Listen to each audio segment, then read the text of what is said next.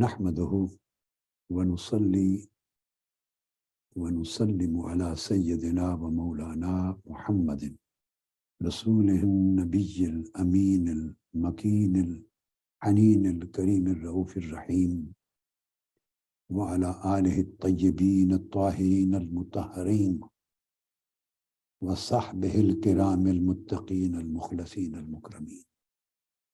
أما بعد، أعوذ بالله من الشيطان الرجيم. بسم الله الرحمن الرحيم. ليس على الذين آمنوا وعملوا الصالحات جناح فيما طعموا إذا ما اتقوا وآمنوا وعملوا الصالحات ثم اتقوا وآمنوا ثم اتقوا وأحسنوا والله يحب المحسنين. صدق اللہ مولانا العظیم. معزز مشائخ علماء کرام، اساتذہ و معلمات، اور بالخصوص حضرات معتکفین و معتکفات، آج کا موضوع انشاءاللہ تعالی وہ ہے رویہ احسان، اور اس کے ساتھ ایک توضیحی چھوٹا سا جملہ کہہ دوں جو لکھا جائے گا خطابات کے عنوان کے طور پر، اور وہ موضوع ہے ہر ایک کے ساتھ بھلائی. یہ آج کا موضوع ہے ہمارا. اس کے لیے میں نے قرآن مجید سے سورہ المائدہ کی آیت نمبر 93 تلاوت کی ہے. المائدہ ورس 93. اس میں ذکر ہے صحابہ کرام میں ان لوگوں کا جو پچھلی زندگی کفر کی، شرک کی، اسلام قبول کرنے سے پہلے دور جاہلیت کی زندگی ترک کر کے آ گئے تھے، یا بعض اسلامی احکام کے اترنے سے پہلے کی زندگی کے بارے میں انہیں تشویش رہتی تھی، فکر مندی رہتی تھی. یہ فکر مندی بھی ایمان کی علامت ہے. حالانکہ جب اسلام کا، شریعت کا، قرآن کا حکم کسی چیز کو منع کرنے کا، حرام ڈکلیئر کرنے کا، کسی چیز سے روکنے کا نازل ہی نہیں ہوا تو وہ چیز شرعاً حرام نہیں تھی. ایک سمپل سی بات ہے. اللہ نے جب تک ایک چیز کو منع نہیں فرمایا تو وہ حرام نہیں ہے. حرام وہ چیز اس دن سے ہوتی ہے جب اس کی حرمت کا حکم نازل ہوتا ہے. جب اللہ اور اللہ کا رسول کسی چیز کو حرام ڈکلیئر کرتے، منع کر دیتے، نہیں آ جاتی، اس سے آنورڈ وہ چیز ممنوع ہے. جب تک اللہ اور اللہ کے رسول نے حکم صادر نہیں فرمایا کہ یہ نہ کرو، یہ نہ کھاؤ، یہ نہ پیو، یہ کام منع ہے، حرام ہے، تو جب تک اللہ پاک نے ایسا کوئی حکم صادر نہیں فرمایا، جب شراب حرام نہیں ہوئی تھی مثلا، تو جو لوگ پیتے تھے تو انہیں اس وقت پینے کا کوئی گناہ نہیں تھا، کیونکہ اللہ نے اس کو حرام ڈکلیئر نہیں کیا، اللہ کے رسول نے اس فعل کو حرام ڈکلیئر نہیں کیا. اسی طرح ہے جیسے نماز فرض نہیں ہوئی تھی، نماز کا حکم نہیں اترا تھا، تو لوگ نماز آف کورس نہیں پڑھتے تھے، انہیں پتہ ہی نہیں تھا، تو اس کو تارک صلاۃ نہیں کہہ سکتے کس نے نماز نہیں پڑھی. نہیں، نماز فرض ہی نہیں ہوئی تھی، حکم ہی نہیں آیا تھا. جب تک روزے فرض نہیں ہوئے تھے، حکم نہیں آیا تھا، تو لوگ اگر روزے نہیں رکھتے تھے تو انہیں تارک صوم تو نہیں کہتے. سو اسی طرح ہر حکم پر امر ہو یا نہیں، اس پر اس کا اطلاق کر لیں. اب جو بات کہنا چاہتا ہوں تفصیل میں گئے بغیر، تو جو لوگ مسلمان ہوئے تھے اور جب اسلام کے احکام نازل ہو گئے اور اس عمل کے کرنے کے اوپر وعید شدید نازل ہو گئی، تو جو اہل ایمان تھے ان کا ایمان اتنا قوی تھا کہ انہیں تشویش اور فکر اور پریشانی لائق رہتی تھی کہ جو زندگی گزر گئی اس کا کیا بنے گا. اس کی ایک مثال اور دے دیتا ہوں آپ کو سمجھانے کے لیے کہ حضور نبی اکرم صلی اللہ علیہ وآلہ وسلم نے جب ہجرت مدینہ فرمائی تو 18 ماہ تک، 1.5 سال تک آپ نماز پڑھاتے تھے مسجد اقصیٰ کی طرف منہ کر کے، القدس جس کو آپ عمومی طور پہ بیت المقدس کہتے ہیں ہم لوگ، تو بیت المقدس کی طرف چہرہ انور کر کے نماز پڑھاتے تھے، وہ قبلہ تھا۔ اور یہ عمل 1.5 سال قائم رہا ہجرت مدینہ کے بعد بھی۔ پھر حکم آ گیا، قرآن مجید کی معروف آیت ہے، اب ہمیشہ سنتے ہیں، اعوذ باللہ من الشیطان الرجیم، قد نرى تقلب وجهك في السماء فلنولینک قبلۃ ترضاها۔ پھر حکم آیا فول وجهك شطر المسجد الحرام۔ آقا علیہ السلام کی خواہش تھی، آپ اللہ سے اجازت چاہتے تھے کہ امر آ جائے کہ میں کعبہ مکہ کو قبلہ بنا لوں، سو اللہ نے حکم کر دیا، تو مسجد حرام کی طرف، کعبہ کی طرف چہرہ اقدس پھیر۔ اب صحابہ کرام میں سے جو لوگ وفات پا گئے تھے تحویل قبلہ کا حکم اترنے سے پہلے، اور وہ بیت المقدس کی طرف ہی منہ کر کے نماز پڑھتے رہے، وفات ہو گئی، تو کئی لوگوں کو اس کی تشویش ہوئی، قبلہ تو اب یہ ہو گیا ہے کعبہ معظمہ، تو جو لوگ اس کعبۃ اللہ کی طرف، مسجد حرام کی طرف منہ کر کے نماز ہی نہیں پڑھ سکے اور بیت المقدس کی طرف پڑھتے رہے، وفات پا گئے، ان کی نمازوں کا کیا ہوگا؟ اللہ پاک نے حکم نازل فرما دیا، ما کان اللہ لیضیع ایمانکم، اللہ پاک تمہارا ایمان یعنی تمہاری نمازیں اور تمہارے اعمال ضائع کرنے والا نہیں ہے۔ اس وقت حکم کعبہ کی طرف منہ کرنے کا نہیں آیا تھا، وہی قبلہ تھا بیت المقدس، سے ان کی نمازیں قبول ہوئی۔ اب کعبہ اور مسجد حرام کی طرف جس دن حکم اترا کہ اس طرح منہ کر کے نماز پڑھو، تو اس کے بعد ہی یہ قبلہ بنا نا۔ قاعدہ یہ ہوتا ہے کہ جب ایک حکم نازل ہوتا ہے شریعت میں، قرآن مجید کا، یہ حدیث نبوی سے، اس لمحے سے وہ حکم نافذ العمل ہوتا ہے اور حکم شرع بن جاتا ہے، امر ہو یا نہیں، کرنے کا حکم ہو یا منع کرنے کا، یہ قاعدہ ہے۔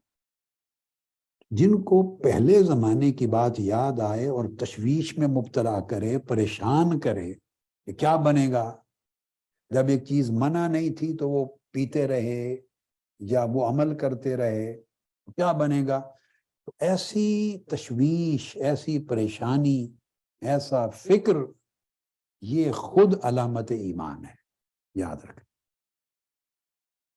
کیونکہ ایمان ہے تو اسے یہ خیال آ رہا ہے، فکر آ رہی ہے اپنی آخرت کی، اپنے عمل کے قبول ہونے یا قبول نہ ہونے کی، یا اللہ کی بارگاہ میں گناہ ہونے یا گناہ نہ لکھے جانے کی۔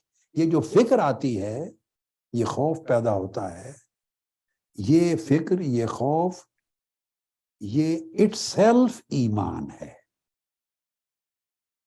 ہم اپنی زبان میں لفظ ایمان استعمال کرنے کی بجائے روز مرہ کے الفاظ میں بہت سی چیزوں میں کہتے ہیں کہ اس کا ضمیر مردہ ہو گیا ہے، اور ضمیر مردہ ہونے کا مطلب یہ ہوتا ہے کہ یہ گناہ کرتا ہے مگر اس پہ گناہ کرنے کے اوپر اسے شرم بھی نہیں آتی، اسے گناہ کا احساس بھی نہیں ہوتا، یہ بھی خیال مٹ گیا ہے اس کے ذہن سے کہ یہ میں گناہ کر رہا ہوں، ظلم کر رہا ہوں، جھوٹ بول رہا ہوں، غیبت کر رہا ہوں، زیادتی کر رہا ہوں، ناانصافی کر رہا ہوں، بدتمیزی کر رہا ہوں، کسی کا دل دکھا رہا ہوں، یعنی گناہ کرتا ہے، ظلم کرتا ہے، زیادتی کرتا ہے، اور اس کی پرواہ بھی نہیں، خیال بھی نہیں کہ میں گناہ گار ہوں۔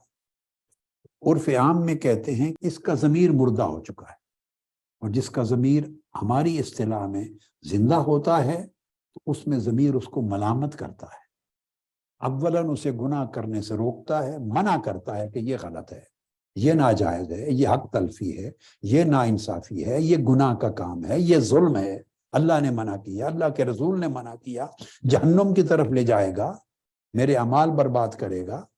تو اس وجہ سے اول تو ضمیر اس کو روکتا ہے، اور ضمیر جو جنم لیتا ہے وہ ایمان سے جنم لیتا ہے یا اصل فطرت انسانی جیسے جنم لیتا ہے۔ یہ دو چیزیں کہ انسان کی جو اصل فطرت ہے وہ بھی خیر اور شر میں، نیکی اور بدی میں، اچھائی اور برائی میں، عدل اور ظلم میں فرق سکھاتی ہے، بتاتی ہے، اصل انسانی فطرت۔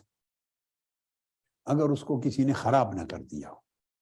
اور ثانیاً پھر ایمان انسان کو متوجہ کرتا ہے، رہنمائی کرتا ہے. تو یہ تو آدمی اصل فطرت سے ہٹ گیا ہے کہ گناہ اور ظلم کرتا ہے اور اس کا احساس بھی نہیں ہے، یا اس کے اندر شمع ایمان بجھ گئی ہے، ایمان کا چراغ بجھ گیا. اب یہ اس پس منظر میں بات ہے، تو ان کا جواب دیا باری تعالیٰ نے کہ اللہ کا حکم نازل ہونے سے پہلے جو بیت گیا اس کا فکر نہ کرو. اگر بعد میں آپ نے پرہیزگاری اختیار کر لی ہے، آپ گناہ سے بچنے لگ گئے ہیں، بعد میں آپ نے گناہ کو چھوڑ دیا ہے اور اب صحیح معنی میں ایمان لے آئے ہیں اللہ کے حکم پر، مان لیا اللہ کے حکم کو، اور پھر فرمایا اور پھر عمل صالح کو اختیار کر لیا ہے، عمل صالح، تو تمہارے اوپر کوئی گناہ نہیں، پچھلی زندگی معاف کر دی جاتی ہے. اب اس کے بعد اللہ رب العزت نے درجہ بدرجہ بیان کیا ہے. اب یہ دیکھنے کی بات ہے کہ ایک بار ایمان کا ذکر آ چکا، اس کے ساتھ عمل صالح کا ذکر آ چکا، تقوی کا ذکر آ چکا. ایمان بھی، عمل صالح بھی اور تقوی بھی مذکور ہو گئے. اس کے بعد اسی آیت کریمہ میں اگلے سٹیپ پر پھر ریپیٹ کیا جا رہا ہے، فرمایا ثم اتقوا وآمنوا، پھر تقوی اختیار کیا اور ایمان لائے. میں اس کی تفسیر میں نہیں جا رہا، تفسیر میں ہر لفظ اور موقع کے الگ مرحلے ہیں، آپ کو اجمالاً بات سمجھا رہا ہوں. تو ایمان کے بعد پھر اسی آیت میں دوبارہ ایمان کا ذکر کیا، تقوی کے بعد پھر تقوی کا ذکر کیا، عمل صالح کے بعد پہلے فرمایا تھا لیس علی الذین آمنوا وعملوا الصالحات، جو لوگ ایمان لے آئے ہیں اور عمل صالح کرتے ہیں ان پر کوئی گناہ نہیں، اگر وہ تقوی پہ رہیں، ایمان پر قائم رہیں اور عمل صالح کو قائم رکھیں. اب آپ نے دیکھا ایک ہی آیت کریمہ ہے اور اسی کے اندر ایمان کا ذکر ہے، پھر عمل صالح کا ذکر ہے، پھر تقوی کا ذکر ہے. دو لفظ بیان ہونے کے بعد پھر ایمان کا ذکر، پھر عمل صالح کا ذکر، پھر تقوی کا ذکر. اس سے کیا معلوم ہوتا ہے؟ جو میں سمجھانا چاہتا ہوں وہ یہ کہ ایمان کا سفر کبھی ختم نہیں ہوتا، ایمان ہمیشہ روبہ ترقی رہتا ہے. مومن کا ایمان، مومن کا ایمان، اس لیے ایک ہی مقام پر بار بار ایمان کا ذکر کرنا، اس کا ریلیونس یہ ہے کہ مومن کا ایمان ایسا نہیں کہ لایا اور وہاں رک گیا، نہیں، اس میں ترقی ہوتی رہتی ہے، ترقی ہوتی رہتی ہے، اور جب ترقی ہوتی ہے تو اس کی لیمٹ ہی کوئی نہیں. اس طرح عمل صالح، نیک عمل، اس میں ترقی ہوتی رہتی ہے. ہر شخص کے ایمان کے حال کے مطابق اس سے عمل صالح کا درجہ بھی الگ مطلوب ہے. اے بی سی ڈی 4 آدمی بیٹھے ہیں، اے کے لیے ایک مرتبہ عمل صالح کا سفیشنٹ ہے، بی کے لیے سفیشنٹ نہیں ہے، اسے اس سے اوپر کا عمل صالح کرنا چاہیے، اس کا درجہ اونچا ہے، اس کے پاس علم زیادہ ہے، معرفت زیادہ ہے، فقہ زیادہ ہے، ایمان زیادہ ہے، مرتبہ زیادہ ہے. پھر ایک نے تقوی کیا، دوسرے کا تقوی اس سے پورا نہیں ہوتا، اس تقوی سے اوپر دوسرے کا تقوی اور اوپر جانا چاہیے. اور یاد رکھ لیں عمل صالح میں اگر آپ فوکس اللہ کی ذات پہ کر دیں، کسی بھی نیک عمل میں اللہ کی ذات پہ فوکس کر دیں کہ میرا اللہ مجھے دیکھ رہا ہے اور میں اللہ کی نظر سے غائب نہیں ہوں اور اللہ کے معائنہ اور مشاہدہ میں ہوں، اور اپنے دل کے حال کو اس تصور کے ساتھ اس کی نگرانی کرے، اس کی نگہبانی کرے، محافظت، حفاظت کرے، اور اگر حفاظت کرے تو یہ عمل صالح، یہ تقوی ہو جاتا ہے. اس مراقبہ کے ساتھ، اس نگہبانی کے ساتھ یہ تقوی بن جاتا ہے. تو اس لیے ایمان کو بیان کیا، اس کے ساتھ عمل صالح کو بیان کیا، اس کے ساتھ تقوی کو بیان کیا. یہ تینوں چیزیں آپس میں جڑی ہوئی ہیں اور یہ آپ کے درجے کو اوپر لے کے جاتی ہیں. یہ بیان کر کے اس کے بعد پھر فرمایا ثم اتقوا وآمنوا، پھر تیسری بار ذکر آ رہا ہے، تیسری بار ایک ہی آیت، پھر تقوی اختیار کیا اور آمنو، یعنی ایمان پھر اس درجے کے مطابق اور آگے بڑھا کے لے گئے۔ جو جو تقوی بڑھتا چلا جاتا ہے تو ایمان کا درجہ بلند ہوتا چلا جاتا ہے۔ اس طرف جو جو ایمان کا درجہ بلند ہوتا ہے اسی طرح تقوی بلند ہوتا چلا جاتا ہے، اعمال صالحہ بلند ہوتے چلے جاتے ہیں۔ اب ثم اتقوا آمنو کہہ کر اب چوتھی بار پھر ارشاد فرمایا ثم اتقوا، پھر تقوی اختیار کرتے ہیں۔ یہ اس کا میں نے خلاصہ سمجھا دیا کہ ایمان، دوسرا نیک عمل، تیسرا تقوی، یہ ایسی چیزیں ہیں کہ ہر وقت ان میں ارتقاء رہتا ہے، ترقی رہتی ہے، درجہ بدرجہ بلندی رہتی ہے، کہ مومن ایمان، عمل صالح اور تقوی کے باب میں کبھی ایک جگہ سٹیٹک نہیں ہوتا، رک نہیں جاتا کہ اس نے جو کرنا تھا کر لیا۔ اسی طرح علم ہے، ہر نیکی کی مثال یہی ہے، ہر نیکی کی مثال یہ ہے، نیکی اگر کی اور اس جگہ رک گئی اور بندے کو فکر نہ ہوئی کہ میں اس کو اور اونچا کروں، اور اونچے درجے پہ لے جاؤں، اور اونچے درجے پہ لے جاؤں، تو وہ نیکی پھر نیکی نہیں رہتی۔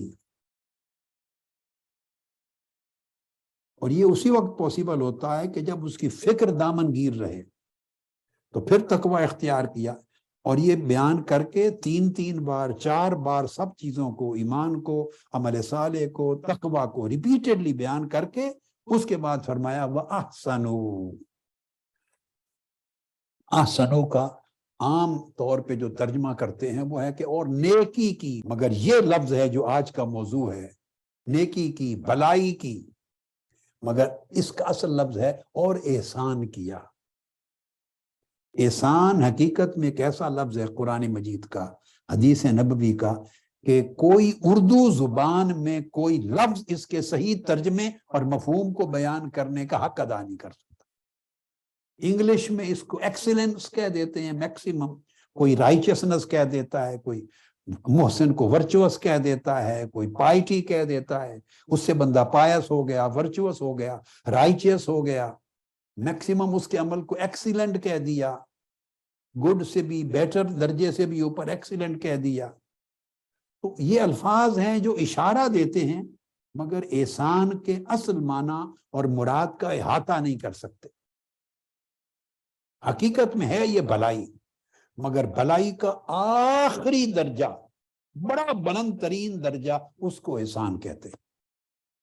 اس لیے اللہ رب العزت نے اس آیت کریمہ میں ایمان کا ذکر کیا، پھر عمل صالح کا ذکر کیا، اس کے بعد پھر تقوی کا ذکر کیا۔ آپ دیکھیں احسان کو کس مقام پر جا کے لایا اللہ، کس جگہ پہ جا کے بیان کیا ہے۔ پہلے ایمان کو، پھر عمل صالح کو، اس کے بعد پھر تقوی کو، پھر ایمان کو، پھر عمل صالح کو، اس کے بعد پھر تقوی کو، پھر ایمان کو، پھر تقوی کو۔ 8 مرتبہ یہ درجات، ایمان، تقوی، عمل صالح کے بیان ریپیٹڈلی کرنے کے بعد 9ویں مقام پر جا کر فرمایا وَأَحْسَنُوا، 9ویں منزل ہے، اس کو احسان کا درجہ دیا۔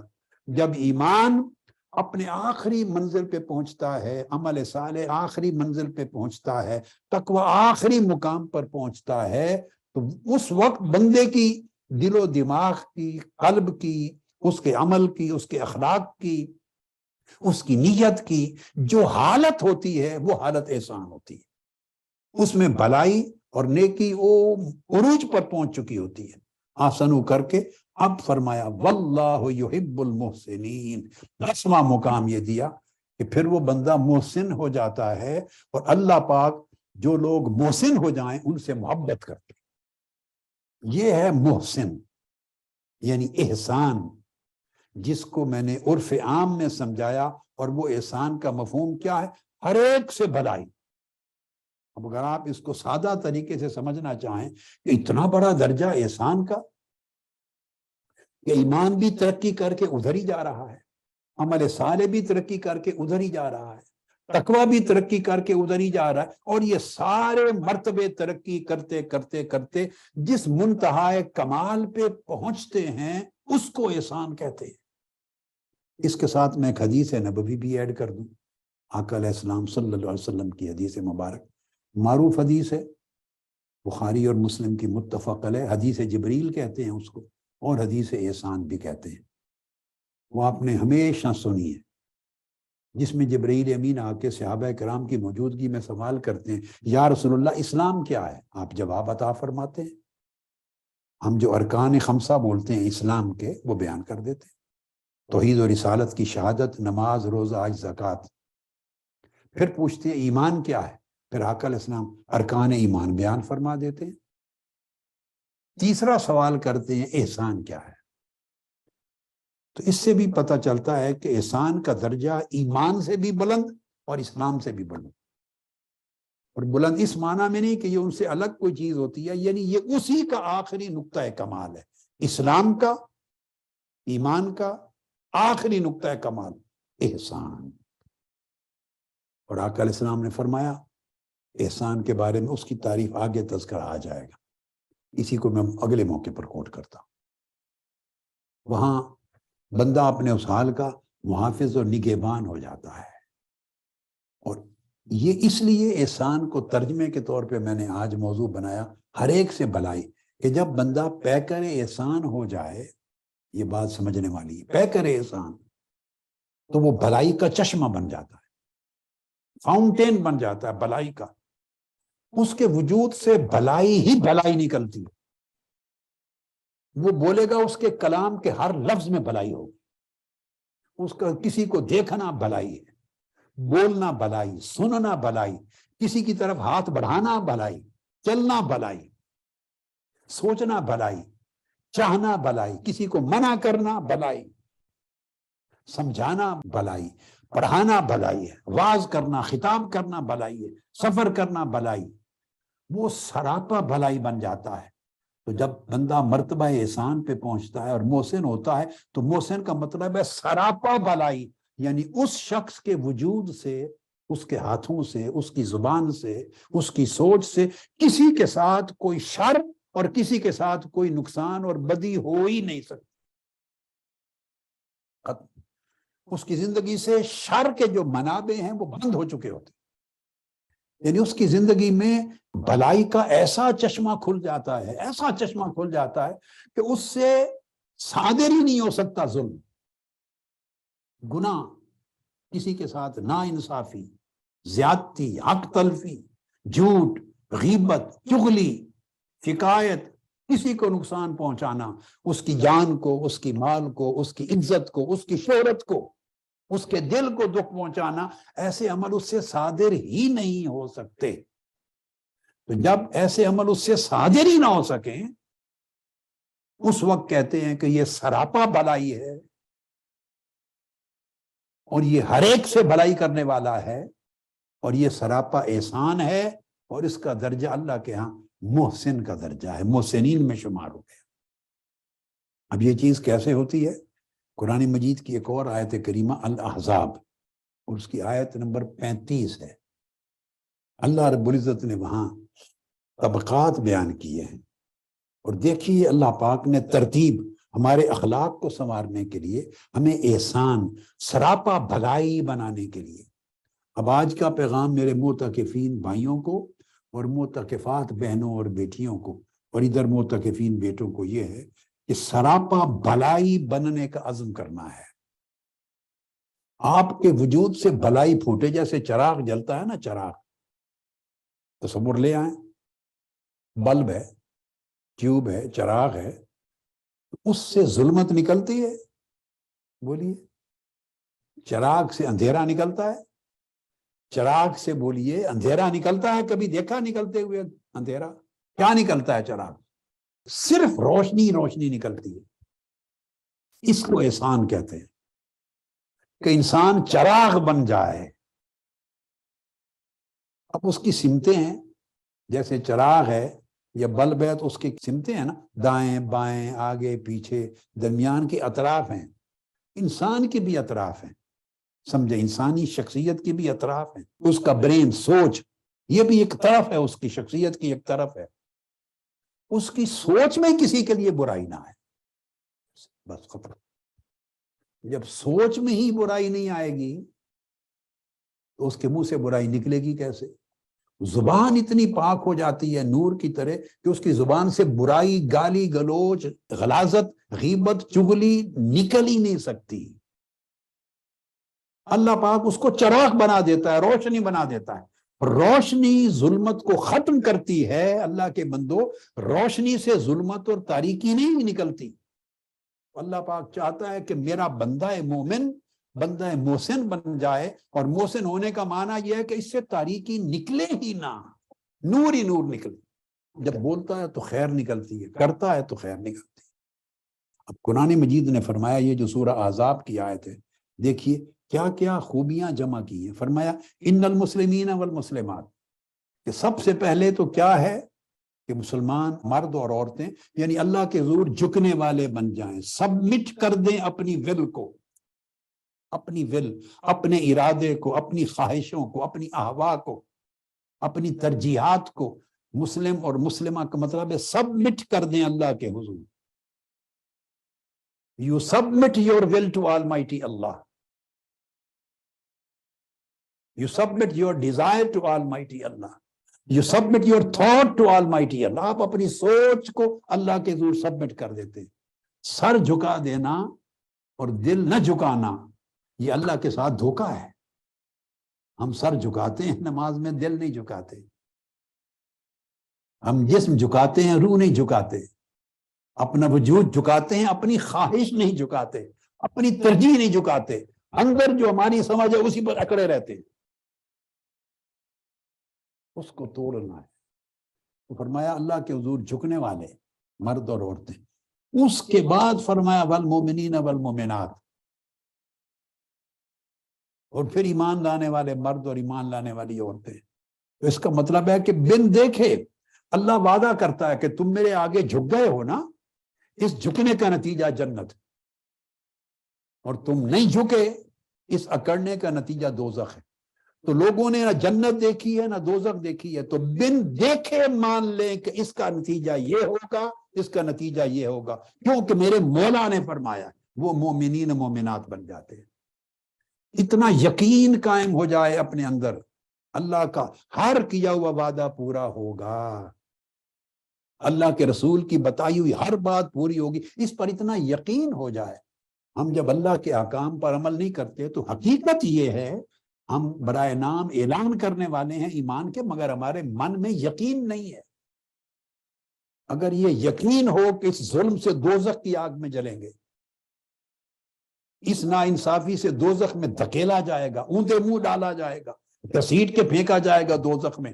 اللہ کا فرمان ہے قرآن میں سینکڑوں مقامات پہ درج، جھوٹ بولیں گے تو جہنم میں، دھوکہ کریں گے جہنم میں، ظلم کریں گے جہنم میں، نافرمانی کریں گے جہنم میں، بغاوت کریں گے جہنم میں، چوری کریں گے جہنم میں، لوگوں کا مال لوٹیں گے جہنم میں، ناپ تول میں کمی کریں گے جہنم میں، غیبت چغلی کریں گے جہنم میں، برائی کریں گے جہنم میں، لوگوں کا حق چھینیں گے جہنم میں۔ یہ اللہ کے فرمان ہے، ان میں ایک جملہ بھی میرا نہیں ہے، سب قرآن مجید میں اور حدیث نبوی میں۔ اب اگر اس پر یقین ہو کہ جہنم ہے اور اس عمل سے میں جہنم کی آگ میں جھونکا جاؤں گا، جلایا جاؤں گا، تو بندہ اس سے رکتا ہے۔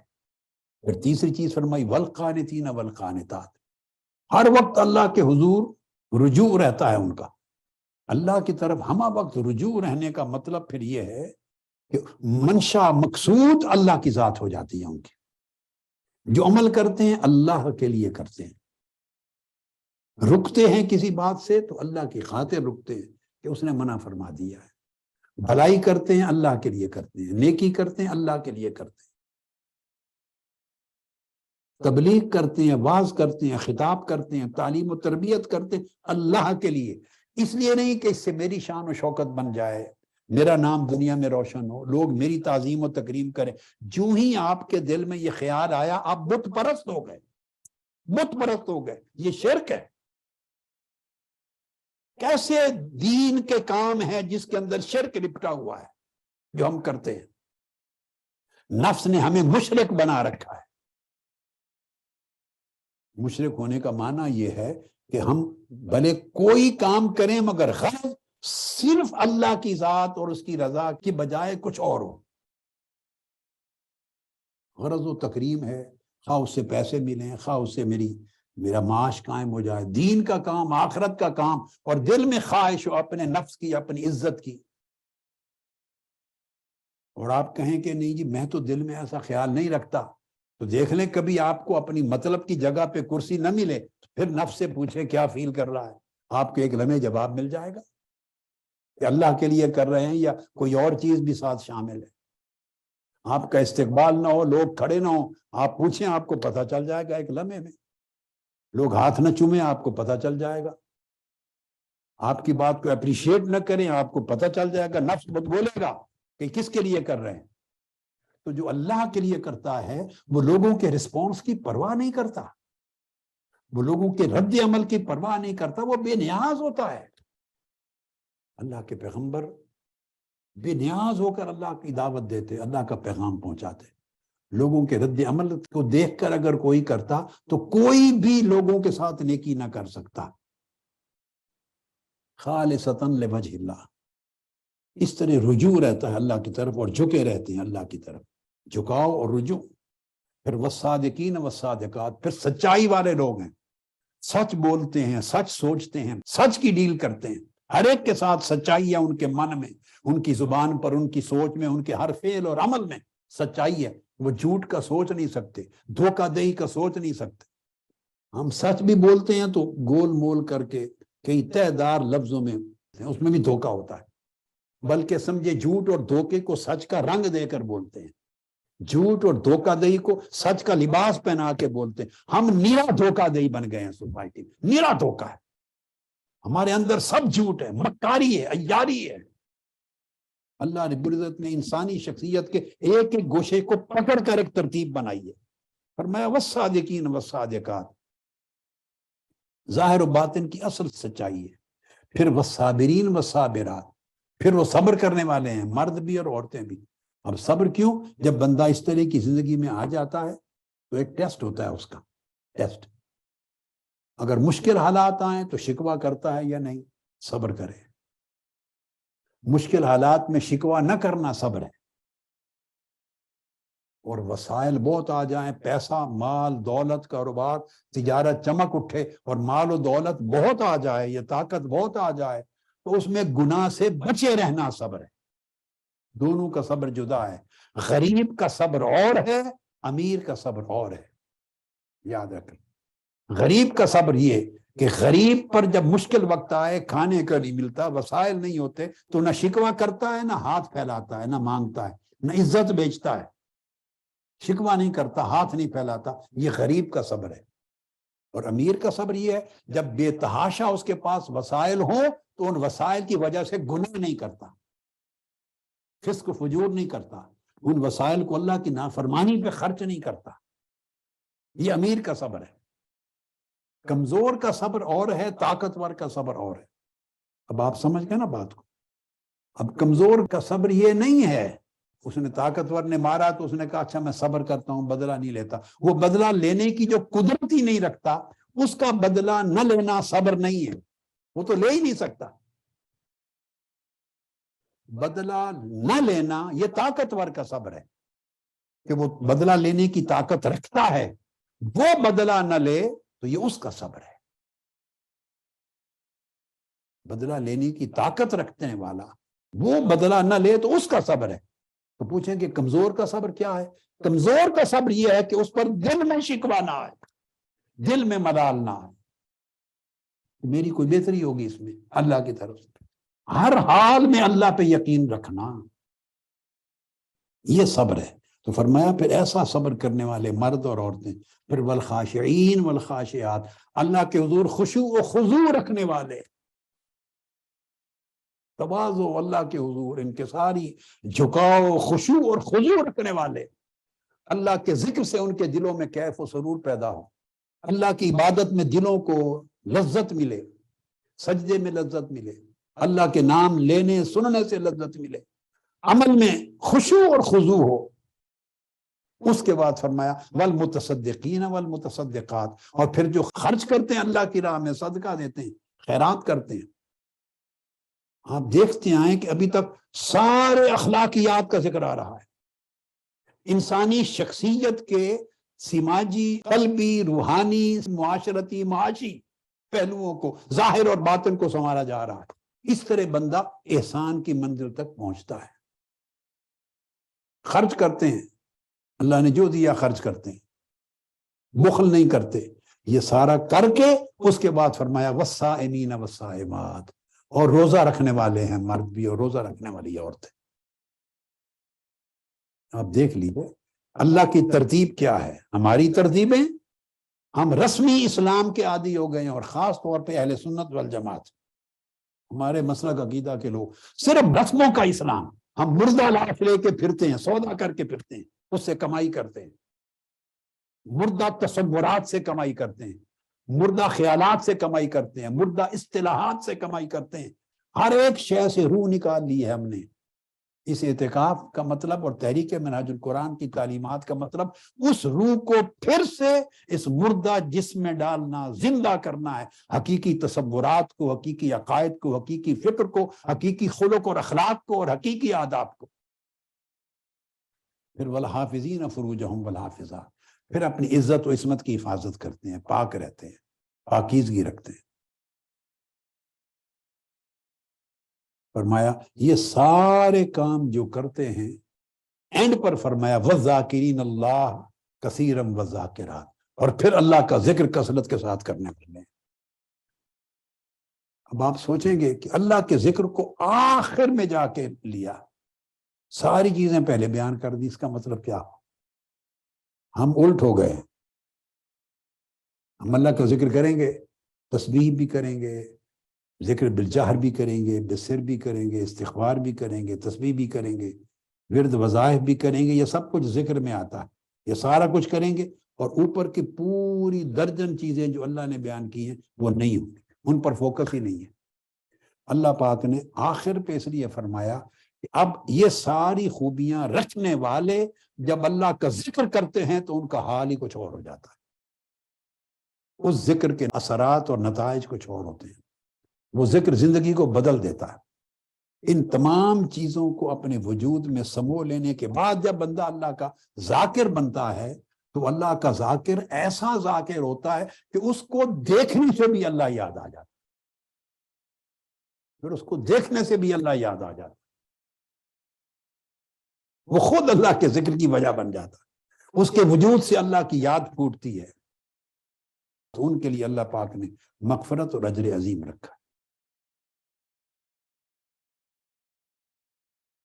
یہ جو میں نے 2 آیات کریمہ بیان کر کے تصور سمجھایا کہ ان تمام چیزوں کا مجموعہ احسان ہے، اس سے انسان سراپا بھلائی اور سراسر بھلائی بن جاتا ہے، وہ پھر ہر ایک سے بھلائی کرتا ہے۔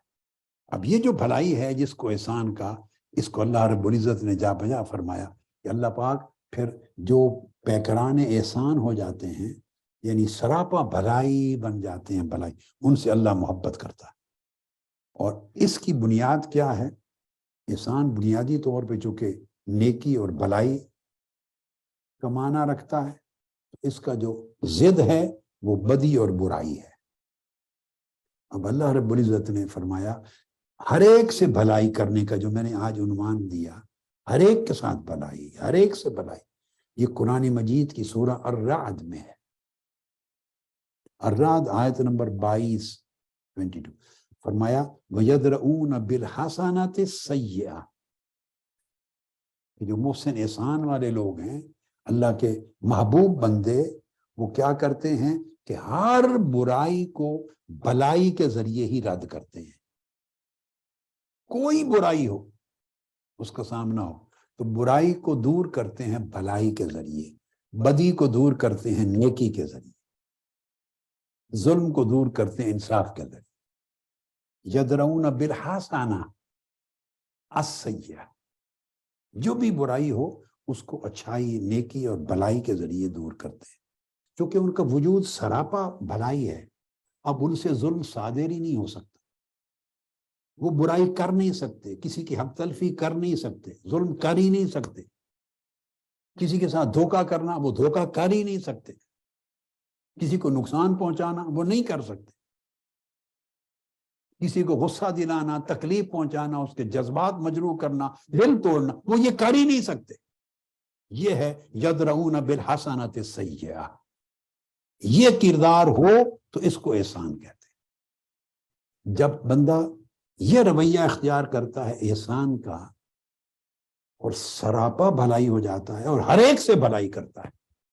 آپ کے معتکفین اور معتکفات میں سے میں نے پہلے اشارہ دے دیا تھا، میں زیادہ نہیں عدد مانگتا، کم سے کم 3000 لوگ چاہتا ہوں کہ جو بیان کر رہا ہوں، پہلے کر چکا ہوں، آج کر رہا ہوں، آئندہ کروں گا، جو ظاہر و باطن میں اس کا 100% پیکر بن جائیں، نمونہ بن جائیں، اور ہر دوسرا شخص ان کو دیکھے تو کہے ہاں 100% یہ احسان کے پیکر ہیں، بھلائی کے پیکر۔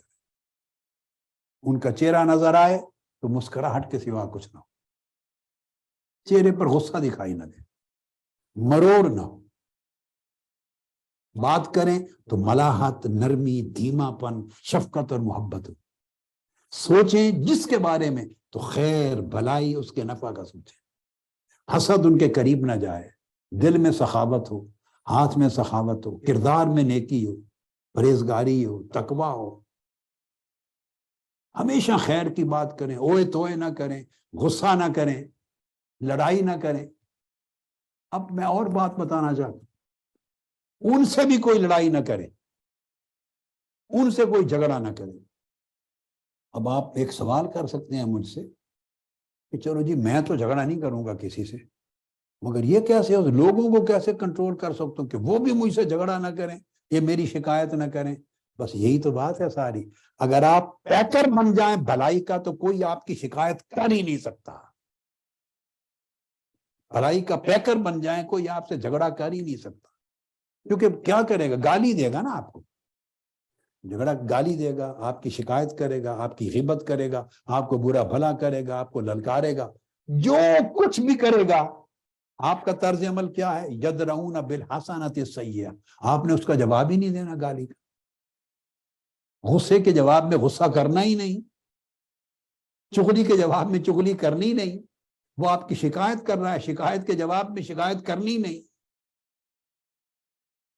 وہ آپ کے سامنے جھوٹ بول رہا ہے، آپ پر الزام لگا رہا ہے، آپ سے پوچھا جاتا ہے آپ کیا کہتے ہیں، آپ کہیں جی میرے اندر خطا ہوگی، آپ کہیں ہوگی میری کوئی خطا جو مجھے نہیں نظر آئی، میرے بھائی کو نظر آئی، اللہ ان کو اجر دے کہ مجھے متنبع کر دیا۔ جب آپ کی بولی یہ ہوگی، بولے کون جھگڑا کرے گا؟ کوئی شکوہ نہیں، غیبت نہیں، چغلی نہیں، بڑے بندی نہیں، ساز باز نہیں، اس طرح کی ساری حرکتوں اور ذلتوں سے اگر ہم نجات پا لیں تو ایسے مجھے اس اعتکاف میں 3000 چاہیے، 1000 بہنوں اور بیٹیوں میں سے، 2000 بھائیوں اور بیٹوں میں سے۔ اگر اتنے لوگ نہیں ملیں گے آپ تو کیا ہوگا؟ میں یہی فیل کروں گا نا کہ چلو ابھی اتنے تیار نہیں ہیں، بس کوئی بات نہیں، کوئی ناراضگی نہیں ہے، مگر جھوٹا وعدہ نہ کریں مجھ سے۔ جب کھڑے ہو جائیں اور وعدہ کریں، پھر مرتے دم تک پیکرانے احسان رہنا ہے، مرتے دم تک بھلائی کا منبع سرچشمہ رہنا ہے۔ جب بھی آدمی کوئی دیکھے آپ کے چہرے کو مسکراہٹ نظر آئے، جب جائیں السلام علیکم ورحمۃ اللہ وبرکاتہ، کیا حال ہے آپ کا، خیریت سے ہیں؟ یہ سارا خیریت پوچھنا دل سے نکلے، زبانی کلامی نہ ہو، ہر ایک کے لیے بھلائی کریں، اس کی خدمت کریں، کسی سے خدمت کے طلبگار نہ ہوں، اچھائی کریں، نیکی کریں، چلتے پھرتے نیکی نظر آئیں، چلتے پھرتے عمل نظر آئیں صالح، چلتے پھرتے بھلائی نظر آئیں، سرتاپا احسان نظر آئیں، تاکہ آپ کو لوگ ماڈل بنائیں، نمونہ بنائیں، اور آپ سے موٹیویٹ ہوں، انسپائر ہوں، آگے بچے بچیاں، فیملیز، رشتہ دار، محلے دار، اعزاء اقارب موٹیویٹ ہوں، انسپائر ہوں آپ کو دیکھ کر کہ ہاں ہم نے اس جیسا بننا ہے، آپ کو آئیڈیالائز کریں محلے والے اور اگلے بچے بچیاں، اور نسل در نسل یہ فیض آگے چلے، نسل در نسل۔ اس سال میں 3000 چاہتا ہوں، جس کو پتا ہے کہ میری طبیعت میں غصہ میں نے کنٹرول کر ہی نہیں سکنا اور پھڈا ہونا ہی ہونا ہے میرا، اور ٹکر جانے ہیں سر، شکوہ شکایت ہونا ہے، وہ غلط وعدہ نہ کرے، مجھے دھوکے میں نہ رکھے، صرف وہ کرے جو برداشت کر سکتا ہے، جو چراغ بنتا ہے اور ہر سم سے روشنی روشنی نکلتی ہے۔ غصے کو مٹانا مارنا ہوگا، شکوہ شکایت کو مٹانا مارنا ہوگا، نیکی بھلائی احسان خوش خلقی مسکراہٹ سخاوت عفو و درگزر اس کا پیکر بننا ہے، پھر نماز اور عبادت اور مشن کی خدمت۔ مگر میں اس فکر میں ہوں، میں چاہتا ہوں کہ ہر سال 3,000 2,000 آدمی ایڈ کروں تو اتنی بڑی جماعت ایسے لوگوں کی پیدا ہو جائے میری آنکھوں کے سامنے کہ جو ماڈل بنے سوسائٹی میں، عملی نمونہ بنے، لوگ ان کو فالو کریں، انہیں آئیڈیالائز کریں، ان سے انسپائر ہوں، صرف ان کا واعظ تبلیغ تنظیمی خدمات مشن کی دعوت نہ سنیں، انسپائر ہوں، آئیڈیالائز کریں، موٹیویٹ ہوں، ان کی فیملی بچے بچیاں بھی، محلے دار بھی، دوست احباب بھی، رفقا کارکنان اور اگلی نسلیں، یہ مجھے چپکے سے اس کی اطلاع کریں، آرام سے سوچیں، 2 دن لگائیں، 48 گھنٹے فیصلہ کرنے میں، یہ خود کو بدلنا ہے، مزاج کو بدلنا ہے، طبیعت کو بدلنا ہے، بول چال کے طریقے کو بدلنا ہے، لوگوں کے ساتھ بیہیویئر ڈیلنگ بدلنی ہے، کیونکہ لوگ چھیڑیں گے آپ کو، پریشان کریں گے، تنگ کریں گے، وہ کہیں گے بھئی اس کی تو زہر نکل گئی، اب بشک اس کو اٹھا کے جو چاہے کرتے پھرو، تو ایسا نہ ہو کہ کل کو پھر زہر جوش میں آ جائے تو ہفتہ مہینہ 3 مہینے چل کے کہیں گے بہت ہو گیا، تو اس کے بعد پھر جوش آ گیا ہے کہ میں بھی ہاں، بس میں کو مارنا ہے، تو 48 گھنٹے سوچ کے پھر جواب دیں۔ یہی تصور ایک اور مقام پہ اللہ پاک نے فرمایا، میں جس پر زور دے رہا ہوں، یہ دیکھیے یہ جڑ ہے، یہ اصل ہے، روٹ ہے سنورنے کی، آپ سنوریں گے معاشرہ سنورے گا، آپ کا گھر سنورے گا، محلے والے سنوریں گے۔ پہلے وقتوں میں جب ہم بچے ہوتے تھے، چھوٹے اور جوان ہوتے تھے، 1 2 بندے پورے محلے میں ان کو لوگ آئیڈیالائز کرتے تھے، ان سے انسپائر ہوتے تھے، چھوٹا بڑا بچہ بچی مرد عورت ہر کوئی ان کا حیا کرتا تھا، احترام کرتا تھا، زبان سے ایک لفظ بول دیتے تھے ہر کوئی مانتا، وہ قدروں کا زمانہ تھا، ویلیوز کا۔ اب قرآن مجید سورہ فصلت آیت نمبر 34 میں اب یہ تصور ایک اور انداز سے فرمایا، اللہ پاک نے فرمایا وَلَا تَسْتَوِي الْحَسَنَةُ وَلَا السَّيِّئَةُ اِدْفَعْ بِالَّتِي هِيَ أَحْسَنُ، یہ پھر قرآن مجید نے زور دی، اللہ رب العزت نے فرمایا کہ نیکی اور بدی یعنی بھلائی اور برائی کبھی برابر نہیں ہو سکتے، فیصلہ کر، ہم مکسچر ہیں، میں ان کی بات نہیں کرتا جو نیری بدی یا برائی کا پیکر بن گئے ہیں، انہیں چھوڑ دیں، ہماری کیفیت کیا ہے، ہم مکسچر ہیں، مکسڈ ہیں، بھلائی اور برائی کا مکسڈ، نیکی اور بدی کا مکسچر ہے، ہر شخص مکسچر ہے، نیکی کے عنصر بھی ہیں، ڈپارٹمنٹس ہیں ہمارے بنے ہوئے، میرے پیارے بیٹوں، یوتھ لیگ کے بیٹے، MSM کے بیٹے، میرے نوجوان بیٹے جو اعتکاف پہ آئے ہوئے ہیں، اور میری نوجوان بیٹیاں، نیکی اور بدی کا ایک پورا مشروب ہے، ہم مکسچر ہیں، معجون بنی ہوئی ہے، کئی خانوں میں نیکی ہے، کئی خانوں میں بدی اور برائی ہے، بدی اور برائی مزاج سے نکلتی ہے، کلچر کا حصہ بنتی ہے، اثرات لیتی ہے، مزاج اور طبیعت کا حصہ ہے، ہم اس کو کبھی برائی سمجھتے ہی نہیں، ہم سمجھتے ہیں نیکی ہے، نماز پڑھ لی تو ہم نیک ہیں، روزہ رکھ لیا نیک ہیں، اعتکاف پہ آ گئے نیک ہیں، منہاج القرآن کی رفاقت لے لی نیک ہیں، اور دینی کسی جماعت کی ممبرشپ لے لی نیک ہیں، تبلیغ پہ چلے گئے ہم نیک ہیں، حج کر لیا عمرہ کر لیا نیک ہیں، صدقہ خیرات کر لیا نیک ہے، روزہ افطار کروا لیا نیک ہے، محفل نعت کروا لی، میلاد پاک کروا لیا، 11ویں شریف کروا لی نیک ہے، درس دے دیے، مسجدیں بنوا دی، تبلیغی کام کر لیا، اور نیکی کے ہزارہ کام ہیں وہ کر لیے تو ہم سمجھتے ہیں نیک ہیں۔ یعنی کسی نے پوچھا کہ یہ 3,000 صرف پاکستان کے لیے ریسٹرکٹڈ ہے؟ نہیں، جتنے لوگ پوری دنیا میں سن رہے ہیں، جو ریگولرلی سنتے ہیں، یورپ، ویسٹرن ورلڈ، پاکستان سمیت سب کل ٹوٹل سامعین میں سے، اب آپ کے لیے اور آسانی ہو گئی معتکفین میں سے کے لیے کہ مجھے 3,000 چاہیے، 1,000 لیڈیز سسٹرز میں سے اور 2,000 بھائیوں میں سے، مردوں اور بیٹوں میں سے، کوئی بھی کر سکتے، سو آف کورس باقی لوگ پھر مجھے لکھ کر لسٹ بھیج دیں گے نام، میں چاہتا ہوں ذہن میں معیار رکھ لیں، یہ جو قرآن مجید کی آیت اب پڑھ رہا ہوں، فرمایا نیکی اور بدی کبھی برابر نہیں ہو سکتے، ادفع باللتی ہے یا احسن، فرمایا جب بھی کوئی برائی کرے آپ سے، یہ سٹینڈرڈ ہے، جب بھی کوئی آپ سے برائی کرے اس کو اچھائی کے ساتھ دور کرو، باللتی ہی احسن، اچھے طریقے سے، اچھائی پر مبنی طریقے سے دور کرو۔ اور جب آپ یہ کرتے ہیں تو اس میں نے جیسے پہلے بتایا نا کہ غصہ بھی چھوڑنا ہوگا فدر، اللہ رب العزت نے اس کا بھی تعریف دی ہے۔ جنت کا ذکر کیا، فرمایا اعوذ باللہ من الشیطان الرجیم وجنت عرضها السماوات والارض اعدت للمتقین، فرمایا وہ جنت جس کی چوڑائی میں زمین اور آسمان کی ساری کائنات آ جاتی،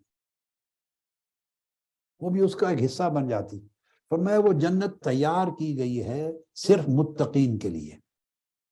ہمارے ہاں جھوٹی ہوپس دی جاتی ہیں، اپنے مطلب اور لالچ اور اپنے پیٹ کے لیے یا اپنے دھندے کے لیے جھوٹی ہوپس دیتا ہے، اور لوگوں کو عمل صالح اور تقوی اور احسان کی راہ پر گامزن ہونے میں رکاوٹ بنتا ہے۔ ہر شخص ہمارے ہاں جس کا انفلوئنس ہے وہ جنت کے سرٹیفکیٹ دے رہا ہے بیٹھ کر، ہر شخص شفاعت کرنے والا ہے، ہر شخص جنت پہنچانے والا ہے۔ ہمارے عقیدہ اور مسلک میں ہوپس ایکسپلائٹ کر دی گئی ہیں، اتنی ناجائز طریقے سے ان کو غالب کر دیا گیا ہے کہ ہم لوگ عمل صالح کی اہمیت سے ہی غافل ہو گئے ہیں، تقوی کی اہمیت سے غافل ہو گئے ہیں، نیکی کی اہمیت سے غافل ہو گئے ہیں۔ ہم سمجھتے ہیں کچھ کام کر لیے تو سارا ہی بیڑا پار ہے۔ یہاں بیڑا پار کرنے والے بہت ہیں ہمارے یہاں، اور ان کو یہ خبر نہیں کہ یہ بیڑا غرق کر رہے ہیں۔ یہود اور نصارہ، بنی اسرائیل کا قرآن مجید جا بجا ذکر کرتا ہے، وہ کہتے تھے کہ ہم چند دنوں کے عذاب کے علاوہ کوئی ہم پر دوزخ نہیں آئے گی۔ اللہ پاک نے فرمایا یہ تمہاری امانی ہیں، تمہاری جھوٹی ہوپس ہیں، تمہارے من گھڑت تصورات ہیں، تم نے اپنے لیے بنا رکھے ہیں۔ اللہ کا ایک قاعدہ ہے، اصول ہے، ہر ایک پر یکساں اپلائی ہوتا ہے۔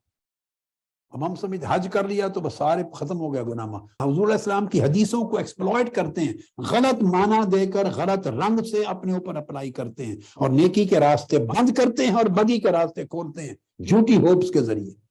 ہر سال عمرہ کر رہا ہے تو سارے گناہ معاف ہو گئے، پھر ظلم کریں، گناہ کریں، زیادتی کریں، حق تلفی کریں، حرام خوری کریں، کرپشن کریں، جھوٹ بولیں، دھوکہ کریں، لوگوں کی حق تلفی کریں، ہم پھر اس راستے پر چل پڑتے ہیں۔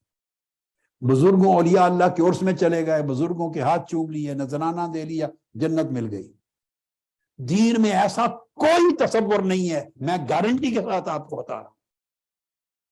میں خود آپ کو منہاج القرآن کی بات کرتا ہوں، منہاج القرآن کے رفیق بن گئے، سیدھا جنت میں مل گئی۔ ایسی کوئی ضمانت نہ کوئی شخص دیتا ہے نہ دے سکتا ہے۔ ادھر وابستہ ہو گئے، منہاج القرآن پہ خرچ کر لیا، کسی دینی مدرسہ پہ خرچ کر لیا، کسی اور جماعت پہ خرچ کر لیا، نیک کام پہ خرچ کر لیا، ساری جنت آپ نے الاٹ کروا لی۔ ایسا نہیں ہوتا، دین مذاق نہیں ہے۔ اگر اس طرح ہوتا تو آقا علیہ السلام 23 برس اپنی امت اور صحابہ کی جماعت تیار کرنے پر اس طرح محنتیں نہ کرتے، ایک ہی عمل کے ساتھ ساروں کو جنتی بنا دیتے۔ ایسا نہیں، وہ جہاد بھی کرتے، ان کے جسم تلواروں کے ساتھ لخت لخت ہوتی، خون بہتے، نمازیں پڑھتے، تہجد پڑھتے، جہاد کرتے، صدقے کا وقت آتا خیرات کرتے، رات بھوکے رہتے، روزے رکھتے، پریشان حالیوں سے گزرتے، تقوی اختیار کرتے، احتیاط کرتے، اخلاق اپناتے، رات دن آقا کی بارگاہ میں جاتے، دین کے لیے سفر کرتے، دین کو سر بلند کرنے کی قربانیاں کرتے۔ کون سا شعبہ زندگی تھا جس میں محنت نہیں کرتے تھے؟ یہ ساری محنتیں ملا کر انہیں اس راستے پر لے جاتی تھی۔ یہ پورا پیکج تھا، ٹوٹیلٹی تھی نیکی کی، دین کی، ایمان کی، احسان کے مرتبے کی جو آقا علیہ السلام نے دی تھی۔ ہم نے چھوٹے چھوٹے جز بنا کر ایکسپلوئٹ کر کے غلط معنی دے کر اپنے پیٹ، اپنے دھندے اور کاروبار کے لیے لوگوں کو نیکی کی راہ کے اندر جو استعداد اور ہمت اور ارادہ اور آرزو اور کوشش کرنے کا جو جذبہ تھا وہ مٹا کے ختم کر دیا۔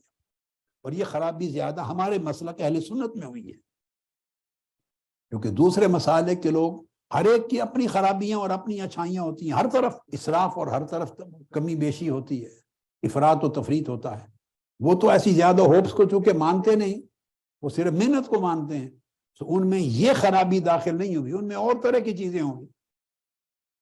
ادھر یہ خرابی داخل ہو گئی، نعت پڑھ لی، اہل بیت اطہار کا ذکر کر دیا، نعرے لگا دیے، یہ ساری خیرات اور حسنات کے منبع ہیں۔ ہم ان کے نوکر، ان کے جوڑوں کی گرد اپنی آنکھوں کا سرما بنانے والے ہیں، ہماری شفاعت کرنے والے ہیں۔ مگر جو کچھ ہم نے بنا لیا ہے تصور، یہ ان کی تعلیمات نہیں ہیں. بس محفل کر لی ہے، اس کے بعد نہ پھر نماز کا فکر، نہ روزے کا، نہ دین کی عبادات کا، نہ طاعت کا، نہ اوامر، نہ نواہی کا. اپنی زندگی کے اندر دین کہاں ہے ہمارا؟ محفلوں کا دین ہے ہمارا. محفل سجی تو واہ واہ سر دھن لیے، نعتیں بھی پڑھ لی آقا علیہ السلام کی بارگاہ میں. محفل سجی، قرات بھی کر لی، پروگرام ہوا تو خوب رونق بھی بنا لی. یعنی موسم اور موقع اور مجلس اور محفل اور عرس اور مواقع کا دین ہے ہمارا. باقی پوری زندگی میں دین کہاں ہے؟ شب و روز کی پوری زندگی میں بیوی بچوں کے ساتھ برتاؤ میں دین کہاں ہے؟ ماں باپ کے برتاؤ میں دین کہاں ہے؟ بھائی بہنوں کے ساتھ برتاؤ میں دین کہاں ہے؟ دوستوں کے ساتھ برتاؤ میں دین کہاں ہے؟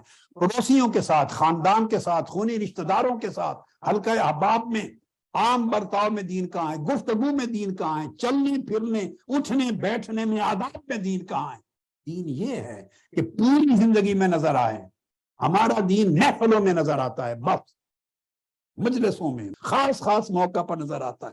موسمی دین ہے ہمارا. یہ میری ذمہ داری ہے کہ اللہ اللہ کے رسول کی حق بات آپ تک پہنچاؤں تاکہ آپ اپنی زندگی میں تبدیلی پیدا کریں. اس لیے اللہ پاک نے فرمایا کہ متقین کے لیے جنت بنائی گئی ہے، محض امید رکھنے والوں کے لیے نہیں. دین کا کیا تھا؟ ایمان کا تصور تھا، خوف اور رجا دونوں کا جمع کرنا. یعنی ایک طریقہ تھا اللہ کا خوف دلانا، آخرت کا عذاب جہنم کا خوف دلانا. کئی لوگوں پر خوف غالب ہوتا. ایک تھا رجا، اللہ کی رحمت اور بخشش و مغفرت کی امید. کئیوں پر رجا غالب ہوتی. مگر اصل ایمان کیا ہے؟ الجمع بین الخوف والرجا. رجا امید بھی رہے اللہ کی بخشش و رحمت کی، اور اللہ کی اب بنائی ہوئی دوزخ اور جہنم کا خوف بھی رہے. امید اور خوف جب جمع ہوتا ہے زندگی میں رہتا تب ایمان بنتا ہے. امید اور خوف کے جمع رہنے سے ایمان بنتا ہے. ہم بے خوف ہو گئے. تو میں نے جو آیت کریمہ عرض کی سورہ آل عمران 134 کہ اعدت للمتقین، اللہ نے متقین کے لیے تیار کی ہے جنت. پھر آگے دیکھیے، آگے تعریف بیان کی ہے کہ متقین ہیں کون لوگ. متقین کون ہیں؟ فرمایا الذین ينفقون فی السراء والضراء والکاظمین الغیظ والعافین عن الناس واللہ یحب المحسنین. 4 چیزیں بیان کی اللہ پاک. متقین وہ ہیں کہ جو چھپے بھی خرچ کرتے ہیں اللہ کی راہ میں، ضرورت مندوں کی کفالت کرتے ہیں، حاجت روائی کرتے ہیں، اور کھل کر اعلانیہ بھی خرچ کرتے ہیں تاکہ اور لوگ بھی، دکھلاوے کے لیے نہیں، اس لیے تاکہ اور بھی موٹیویٹ ہوں، تاکہ یہ عمل صدقہ خیرات کا سوسائٹی میں بڑھے. تو خرچ کرتے ہیں اپنے اموال میں سے. والکاظمین الغیظ، غصہ ضبط کرتے ہیں. یہ نہیں فرمایا کہ انہیں غصہ آتا ہی نہیں. اگر غصہ آتا ہی نہ ہو تو ضبط کرنے کا حکم کیوں دیتے؟ غصہ آتا ہے. 2 باتیں سمجھیں، آتا ہے غصہ ایک، اور دوسری بات دوسرے کی نیکی پہ غصہ نہیں آتا. یعنی کوئی آدمی آپ کی تعریف کریں تو تب غصہ آئے گا آپ کو. اب میں سوال کرتا ہوں، کب کرتے ہیں؟ کوئی آدمی آپ سے زیادتی کرے، ظلم کرے، ناجائز کرے، آپ کی چغلی کرے، آپ کے ساتھ زیادتی، حق تلفی ہو تو تب غصہ آتا ہے نا؟ بتائیں، ایسے ہی ہے نا؟ تو غصہ تو آتا ہی تب ہے جب کوئی زیادتی کرتا ہے. اگر کوئی شخص آپ سے بھلائی کرے، نیکی کرے، احسان کرے تو اس پر تو غصہ نہیں آتا، خوش ہوتے ہیں. کوئی آپ کی عزت کرے، تکریم کرے تو غصہ نہیں آئے گا. غصہ تو آتا ہی تب ہے جو کوئی زیادتی کرے. تو غصہ آنے کا محل ثابت ہو گیا نا کہ آتا کب ہے؟ آتا ہے کسی کی زیادتی پر. اب اس کسی کی زیادتی پر آنے والا غصہ، اس کو فرمایا والکاظمین الغیظ، اس غصے کو ضبط کر لیتے ہیں. یہ متقین کی علامت ہے. اسی کا نام تقویٰ ہے. اور غصہ آ گیا اور آپ نے نکال دیا، پھر قزم اور غیظ تو نہ رہا. کئی لوگ ایسے بھی کر سکتے ہیں کہ یہ ہم نے نکالا نہیں، اپنے اندر ہی رکھ لیا. وہ پھر کاظمین الغیظ نہیں ہے. نکالتے تو ایک گناہ تھا، اس سے زیادتی ہو جاتی، اپنے اندر رکھ لیا تو 24 گھنٹے وہ گناہ لے کے پھرتے ہیں. 24 گھنٹے جو غصہ لے کے پھرتے ہیں، نکالا نہیں ہے، تو اب مطلب ہے اس کے ساتھ نفرت بھی پالے ہوئے پھرتے ہیں. آپ بدگمانی بھی رکھتے ہیں اس کے لیے، غصہ بھی رکھتے ہیں، شکایت بھی رکھتے ہیں. ایک کی جگہ 10 گناہ اپنے اندر پال کے پھرتے ہیں. ہم نے جی غصہ نکالا نہیں پھر پی لیا. ہمارے نزدیک پینے کا مطلب ہے اپنے اندر رکھ لیا. نہیں، اندر سے نکال دینا، غصہ رہے ہی نہیں. یہ والکاظمین الغیظ. اور پھر اس کے بعد والعافین عن الناس، پھر لوگوں کو معاف کر دیتے ہیں. پھر معاف کرنا بھی سیکھیں. اب یہ جو اللہ پاک نے فرمایا والعافین عن الناس، یہاں بھی میرے ایک سوال کا جواب دیں. آپ کس کو معاف کرتے ہیں؟ جو آپ سے اچھائی کرے اس کو معاف کرتے ہیں.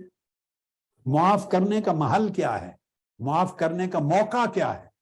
آپ سے کوئی زیادتی کرے تو وہاں موقع آتا ہے معاف کرنے کا، یا آپ سے کوئی اچھائی کرے تو وہ موقع ہوتا ہے معاف کرنے کا؟ زیادتی کوئی کرے، ظلم کرے، ناانصافی کرے، غیبت کرے، آپ کے خلاف کچھ کہے، آپ کی بے عزتی کرے، تو آپ سے زیادتی کرے تو وہی موقع ہے نا معاف کرنے کا. برائی کرے، ظلم کرے، زیادتی کرے تو تبھی معاف کرنے کا موقع آتا ہے نا. خواہ وہ ساس ہو یا بہو ہو، یا اعزا اقارب ہوں، یا رشتہ دار ہوں، اور سہیلیاں ہوں، کوئی ہو. جب انسان فیل کرتا ہے کہ اس نے میرے ساتھ زیادتی کی ہے، ناجائز کیا، اسی پر غصہ آتا ہے. وہی سچویشن ہے. اللہ پاک فرماتے والعافین عن الناس، معاف کر دیتے ہیں لوگ. پہلے فرمایا غصہ رکھتے نہیں ہیں اپنے اندر، غصہ نہیں رکھتے. پھر فرمایا کہ زیادتی کرنے والے کو معاف کر دیتے ہیں. یہ ساری چیزیں بیان کر دی تو فرمایا واللہ یحب المحسنین. پھر اللہ پاک احسان کرنے والوں سے محبت کرتا ہے. یعنی تین چیزیں ایسی بیان کی اللہ رب العزت نے جس سے آپ پورے ماحول کو، معاشرے کو، خاندان کو، محلے کو، اعزا اقارب کو، کولیگز کو، جماعت کو آگ سے بچا سکتے ہیں. انتقام کی آگ سے، آگ بھڑکنے سے بچا سکتے ہیں. پہلا فرمایا ينفقون في السراء والضراء، انفاق، خرچ کرو. جس کے پاس وسائل ہیں وہ جہاں تک ہو سکتا ہے اس پر خرچ کرے تاکہ اسے غربت کی آگ سے بچا لے. کیونکہ اس غربت اور محتاجی کے نتیجے میں جو تباہی اور ہلاکت اس کے ایمان اور اخلاق کی ہونے والی ہے یا ہو سکتی ہے، اس سے اس کو بچا لے. تو آگ سے بچا لیا، آگ سے. دوسرا کظم الغیظ، غصہ پی لیا. پی لیا سے مراد ضبط کر کے ختم کر دیا. اس سے آپ نے اپنے آپ کو بچا لیا اور اس کو بچا لیا کہ جب بھی آدمی غصے میں بولے گا، غصے میں کہی ہوئی بات کبھی حق اور اعتدال کی بات نہیں ہو سکتی. جو غصے میں منہ سے جو کچھ نکلے گا وہ ناحق ہوگا، یقیناً لمٹ کراس کرے گا. یہ شان صرف اور صرف حضور نبی اکرم صلی اللہ تعالی علیہ وآلہ وسلم کی، آقا علیہ السلام کی شان، صرف آقا علیہ السلام کی. کہ آپ خوشی میں بولیں یا غصے میں بولیں کسی سے، آپ کی زبان اقدس سے سوائے حق کے کچھ اور نہیں نکلتا تھا. صحابہ کرام نے آپ سے پوچھا یا رسول اللہ، آپ جو بیان فرماتے ہیں میں سب کچھ یاد نہیں رہتا، اجازت ہو تو سب کچھ لکھ لیا کریں. حدیث پاک. آقا علیہ السلام نے فرمایا لکھ لیا کرو. پھر کسی نے کہا کہ کبھی حضور ناراض ہوتے ہیں کسی سے، کبھی خوش ہوتے ہیں، تو کیا ناراضگی میں کہی ہوئی بات بھی لکھیں گے؟ آپ نے فرمایا ہاں، اگر میں ناراضگی میں بھی بول رہا ہوں تب بھی لکھا کرو، کیونکہ اشارہ فرمایا اس منہ سے سوائے حق کے کچھ اور نہیں نکلتا. یہ شان صرف آقا علیہ السلام کی ہے. آپ کے سوا جو شخص غصے میں بولے گا ڈیفینیٹلی وہ لمٹ کراس کرے گا، ایکسیڈ کرے گا، ٹرانسگریسر بن جائے گا، ٹرانسگریس کرے گا. غصہ انسان کی حالت اعتدال نہیں ہے، یاد رکھ لیں. ہمیں ملنے کے لیے ٹاؤن شپ میں جس زمانے الیکشن تھا لوگ آئے تھے، مست حال لوگ تھے یہاں. وہ الیکشن کے زمانے میں 2002 کی بات ہے، 2002 کی. تو یہ ہمارے پیٹ والے لوگ مست حالوں کو بھی لے آئے، تو 50-100 کے قریب 150 مست حال لوگ، ان کو لے آیا کہ ان کے بھی ووٹ ہیں. تو مجھ سے ملایا، تو ان کا ایک سربراہ تھا. تو میں نے پوچھا آپ کا نام کیا ہے؟ اس نے اپنا نام بتایا. تو میں نے کہا اچھا ماشاءاللہ. اس نے اپنے نام کے ساتھ کہا کہ میرا نام عارف اپ ہے. تو میں نے پوچھا اس کا مطلب کیا ہے آپ کا؟ تو وہ اس نے مجھے سمجھایا کھڑے ہو کے. اس نے کہا حضور آپ جانتے ہیں نا ایک اپ ہوتا ہے ایک ڈاؤن ہوتا ہے. میں نے کہا یہ تو پتہ ہے. کہتے ہیں ہم اپ ہیں، سارے جو آئے ہوئے ہیں ہم اپ ہیں. تو یہ جو غصہ ہے یہ بندے کو اپ کرتا ہے. اب سمجھ آ گئی بات کی. آپ اپنی روزمرہ پنجابی زبان میں، لاہوری زبان میں جہاز کہتے ہیں. یہ غصہ بندے کو جہاز بناتا ہے، غصہ بندے کو اپ کرتا ہے، یعنی ہارمونز اس کے اوپر چلے جاتے ہیں، اوپر اعتدال نہیں رہتا. لہذا اس وقت جو سوچتا ہے، جو کہتا ہے، وہ ڈیفینیٹلی حق کو ایکسیڈ کر جاتا ہے، وہ اعتدال پر، حق پر نہیں ہوتا. اس لیے اللہ پاک نے فرمایا اس وقت جو بولے گا، بھلے وہ درست بھی تھا انیشلی، اس کے ساتھ زیادتی ہوئی تھی، دکھ کا اظہار کر رہا ہے، مگر غصے میں جو بولے گا یا جو حرکت کرے گا، اب وہ جو اس سے صادر ہو رہا ہے وہ اب حق نہیں ہے، اعتدال نہیں ہے، وہ ریونج فل ہے. اس وقت اینگر بندے کو ریونج فل بناتا ہے، نارمل نہیں رکھتا بندے کو. اسی اللہ پاک نے فرمایا بندے نارملائز رہے، اپنے آپ کو نارمل رکھ، اعتدال پہ رکھ، اپ نہ ہو، اور اس کی بجائے ڈاؤن رہیں، منکسر، تواضع، نیچے رہیں. بندے کا کام نیچے رہنا. اونچا ہونے کی بات کس نے سوچی تھی؟ ابلیس نے. اس نے میں کہا تھا انا خیر منہ، سب سے پہلا شخص زمین پر جس نے اونچا ہونے کی بات کی، اپ ہونے کی بات کی، وہ ابلیس تھا. اس نے کہا انا خیر منہ، میں اس سے بہتر ہوں. بس اس کی میں اس کو برباد کر گئی، اس کو لے ڈوبی. وہ ملعون بن گیا، قیامت تک کے لیے لعین ہو گیا، شیطان مردود. اور فرشتے جھک گئے تھے. ان میں سے بیشتر فرشتوں کو یہ سمجھ ہی نہیں آیا تھا شروع میں کہ انسان کو اللہ پاک زمین کے اوپر خلیفہ اور نائب کیسے بنا رہا ہے. اللہ سے پوچھا، مگر جب وقت آیا اس جدول آدم، سب جھک گئے. سو جو جھکتا ہے اللہ اس کو ملائکہ کی مانند علیین کا بندہ بنا دیتا. جو جھکتا ہے وہ علیین کا فرد ہوتا ہے، ملائکہ کی مثل. اور جو اونچا ہوتا ہے، اونچا اپ جاتا ہے، اس کو ابلیس اور اس کے جنود کا آدمی بنا دیتا ہے. یہ ایک فرق ہے. لہذا اپنی طبیعتوں پہ کنٹرول کریں، غصہ کنٹرول کریں. اور میں والعافین عن الناس، اور واللہ یحب المحسنین. پھر اس طرح جب آپ ان چیزوں پہ عمل کریں گے تو اللہ پاک آپ کو سارا کا سارا بھلائی بنا دے گا، پورا احسان کا پیکر بنا دے گا. اور فرمایا اللہ احسان کرنے والوں سے محبت کرتا ہے. تو تین چیزیں ہیں نعمتیں اللہ پاک جن کو عطا کر دے وہ شخص محسن بنتا ہے، وہ سراپا بھلائی بنتا ہے. اس کے وجود سے، زبان سے ہر وقت خیر ہی خیر نکلتی. وہ چشمہ خیر ہے، جدھر جائے خیر پھوٹے گی. یہ ولایت ہے. یہ آپ کو ولی اللہ بننے کا گر بتا دیا. یہ ولایت ہے جس کے وجود سے صرف خیر پھوٹے، کبھی شر نہ پھوٹے، نہ من میں، نہ باطن میں، نہ اللہ کے حضور، اللہ کے تعلق میں، نہ مخلوق کے تعلق میں، خیر ہی خیر ہو. وہ ولی ہے. فرمایا الانفاق سخاوت ہے، خرچ کرو. قزم الغیظ ضبط کرو. عفو عن الناس معاف کرو. جب تین چیزوں کو کریں گے اللہ پاک آپ کو احسان کا پیکر بنا دے گا، محسن بنا دے گا.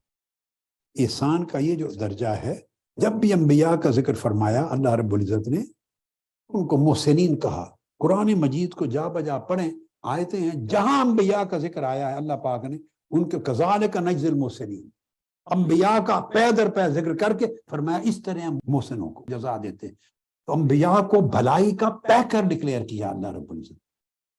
اور اس کی شکل یہ ہے، میں اس کو آگے چل کے اور بیان کروں گا جب اجتماعی اخلاقیات کا موضوع آئے گا. انشاءاللہ تعالی ہمارا اجتماعی اخلاقیات یہ ہمارے آخری اس سلسلے کی سیریز میں آخری موضوع ہے. اس میں جا کے بتاؤں گا کہ یہ جو بھلائی اور احسان ہے اس کے 6 دائرے ہیں. اصلاً یہ میری آج کی گفتگو کا حصہ تھا، میں نے آج اس حصے کو کرنا تھا، مگر میں نے پہلے بھلائی اور احسان کی وضاحت پر اضافی چیزیں جو میرے منصوبے میں یا میرے خیال میں پہلے سے نہیں تھی، وہ میں نے اتنی اضافی سمجھا دی اور بیان کر دی کہ ان کا وقت نہیں بچا. تو ان کو میں اجتماعی اخلاقیات کے موضوع کے ساتھ ملا کے سمجھاؤں گا کہ یہ جو بھلائی کرنا ہے، ہر ایک سے بھلائی، اس کے 6 دائرے ہیں. 6 دائرے اس وقت صرف خلاصتاً سن لیں. 6 دائرے. سب سے پہلے بھلائی کرنا اپنے نفس کے ساتھ. میں وضاحت کروں گا انشاءاللہ اجتماعی اخلاقیات کے موضوع کے تحت. پہلا دائرہ اپنی جان کے ساتھ بھلائی، احسان. دوسرا دائرہ والدین کے ساتھ احسان، والدین کے ساتھ بھلائی، یہ دوسرا دائرہ۔ تیسرا دائرہ اپنے اعزاء اقارب کے ساتھ بھلائی، رشتہ داروں کے ساتھ بھلائی۔ چوتھا دائرہ ہے یہ جو زمینی زندگی ہے، اس زمینی زندگی پر رشتہ داروں کے بعد سب کمزوروں محتاجوں کے ساتھ بھلائی۔ پانچواں دائرہ تمام انسانی طبقات کے ساتھ بھلائی، ہر انسان کے ساتھ بھلائی، خواہ اس میں آپ کے عقیدے اور مذہب اور دین کا بھی کوئی مخالف کیوں نہ ہو، وہ بھلائی کے معنی ہے۔ اور چھٹا دائرہ اس کرۂ زمین پر بسنے والی ہر مخلوق کے ساتھ بھلائی، اب وہ حیوانات ہیں، نباتات ہیں، جمادات ہیں، ہر خلق کے ساتھ بھلائی، ہر مخلوق کے ساتھ۔ یہ احسان اور بھلائی کے 6 دائرے ہیں، اس سے پوری کی پوری زندگی کور ہو جاتی ہے۔ یعنی آپ کسی سطح پر کسی دائرے میں کسی سے بھی زیادتی نہیں کر سکتے۔ اللہ پاک نے آپ کو پیدا اس لیے کیا ہے کہ آپ بھلائی کریں، نیکی کریں۔ اگر آپ ایمان کو قبول کر چکے ہیں، اسلام کو اپنا دین اختیار کر چکے ہیں اور اللہ کی بندگی کی راہ پہ چل پڑے ہیں، مومن ہیں، تو پھر محسن بننے کا راستہ یہ ہے کہ زندگی کے 6 دائروں میں جہاں آپ اپنی جان سے، ذات سے شروع کرتے ہیں اور کائنات ارضی کی ہر شے کے ساتھ، حتیٰ کہ حیوانوں اور پودوں کے ساتھ بھی بھلائی کرتے ہیں، ان کو کچلتے اور مسلتے نہیں ہیں۔ اس لیے میں نے کہا ہر ایک سے بھلائی، یعنی آپ سراپا بھلائی ہو جاتے ہیں، آپ کے وجود سے کسی کو گزند نہیں پہنچتی، کسی کو تکلیف نہیں پہنچتی۔ جب کسی کو تکلیف نہیں پہنچتی، کوئی آپ کے خلاف شکوہ کنا نہیں ہوتا، شکوہ نہیں کرتا۔ ہاں رہ گیا کوئی اگر حسد کرتا ہے، اس سے آپ نہیں روک سکتے، کیونکہ جتنی آپ کے اندر بھلائی ہوگی سمجھے اللہ کی اتنی نعمت ہے آپ پر، تو جس پر نعمت ہوگی اس کے حاسد بھی ہوں گے۔ کوئی حسد کرتا ہے تو وہ اس کا علاج آپ کو بتا دیے، کظم الغیظ، غصہ پینے، جواب نہیں دینا، معاف کر دینا، نظر انداز کرنا۔ چونکہ حسد وہ کرے گا، آپ کو غصہ آئے گا، غصہ آپ کا سارا کچھ برباد کر دے گا، تو حاسد کامیاب ہو گیا نا، آپ ناکام ہو گئے۔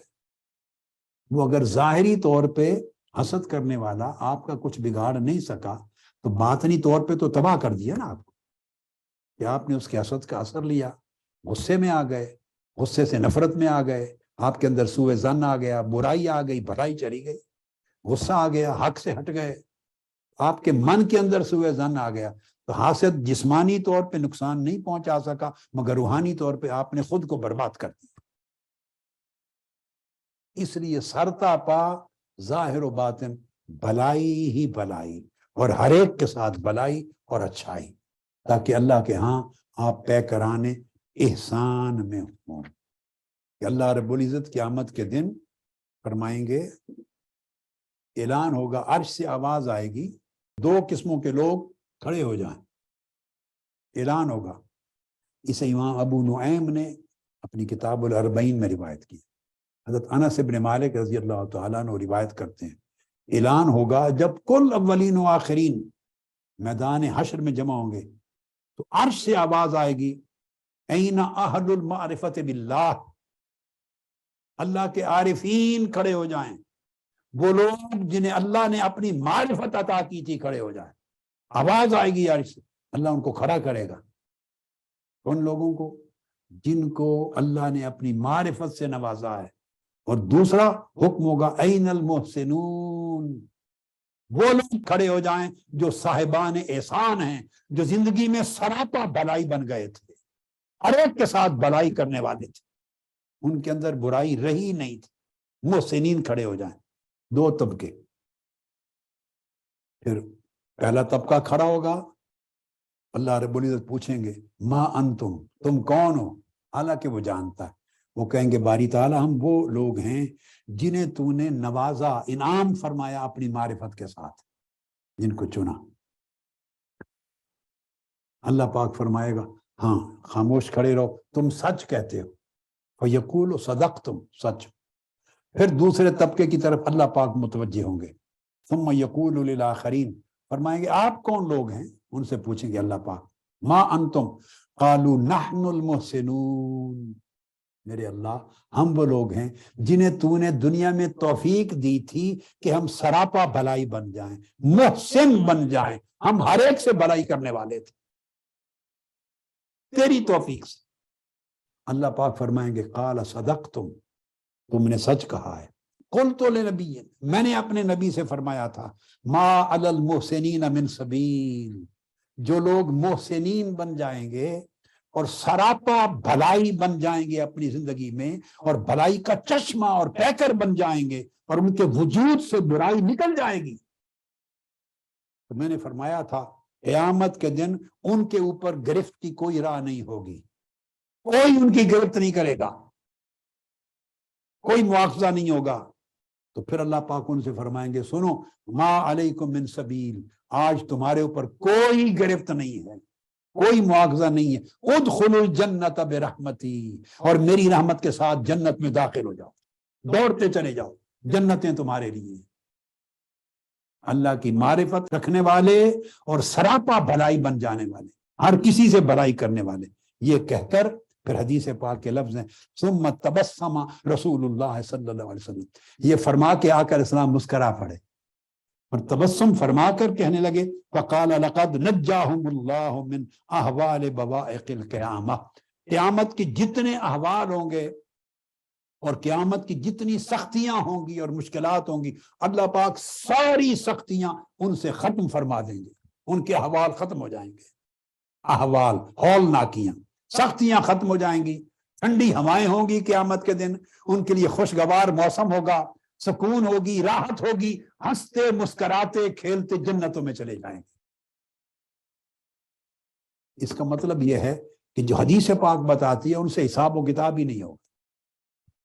اس لیے تو اللہ پاک پوچھ رہا ہے کہ دو لوگ کھڑے ہو جائیں، عرش سے آواز آئے گی، میری معرفت والے جن کی زندگی میری معرفت میں گزری، میری پہچان میں گزری، جنہوں نے زندگی میں مجھے فراموش نہیں کیا، مجھے بھولے نہیں، نہ اپنے عمل میں، نہ فعل میں، نہ حال میں، نہ قال میں، نہ رات میں، نہ دن میں، کسی وقت مجھے نہیں بھولے، میری ایسی معرفت ان کو نصیب ہوئی، ایسی پہچان نصیب ہوئی کہ پھر مجھے بھولے نہیں ان کو۔ اور دوسری طرف فرمائیں گے وہ لوگ محسنین جو سراپا سر سے پا تک بھلائی بن گئے تھے، نیکی بن گئے تھے، اچھائی بن گئے تھے، ان سے کوئی برائی صادر نہیں ہوئی کسی کے لیے، وہ کھڑے ہو جائیں اور فرمائیں گے مسکرا جائیں جنتیں آپ کے لیے۔ اور آقا علیہ السلام فرما کے مسکرا پڑے خوشی سے کہ میری امت میں ایسے لوگ بھی ہوں گے۔ اور میرا خیال آتا ہے مجھے کہ جب آقا مسکرائے کہ میری امت میں ایسے لوگ بھی ہوں گے تو یقیناً جب یہ داخل ہوں گے تو جنت بھی مسکرا پڑے گی، خوشی سے جنت بھی مسکرائے گی کہ مولا تیرا شکر ہے کہ ایسے لوگوں سے مجھے آباد کیا ہے، ایسے لوگ میرے شہری بنائے ہیں، میرے ریزیڈنٹس بنائے ہیں، میرے پاس رہنے والے بنائے ہیں۔ میں چاہتا ہوں کہ اس سال پہلی جماعت محسنین پیدا ہو، آج تک آپ رفقا تھے، اب میں رفقا کے اندر محسنین پیدا کرنا چاہتا ہوں، اور وہ محسنین ایسے جو وعدہ ایک بار کریں تو مرتے دم تک قائم رہیں، تاکہ قیامت کے دن جب عرش سے آواز آئے کہ محسنون کھڑے ہو تو آپ ان میں کھڑے ہوں۔ اس کی لاج رکھیں۔ اب میں رفقا میں سے محسنون پیدا کرنا چاہ رہا ہوں، ابتدا 3000 سے کر رہا ہوں، اگر آپ اس سے بھی بڑھ جائیں، کیونکہ پوری دنیا بھی شامل ہے، 5000 پہ چلے جائیں تو کیا بات ہے، میری خوشی کا عالم کیا ہوگا، میں بھی کتنا مسکراؤں گا، کتنا خوش ہو جاؤں گا۔ اللہ پاک سلامت رکھے آپ کو۔ وما علینا الا البلاغ۔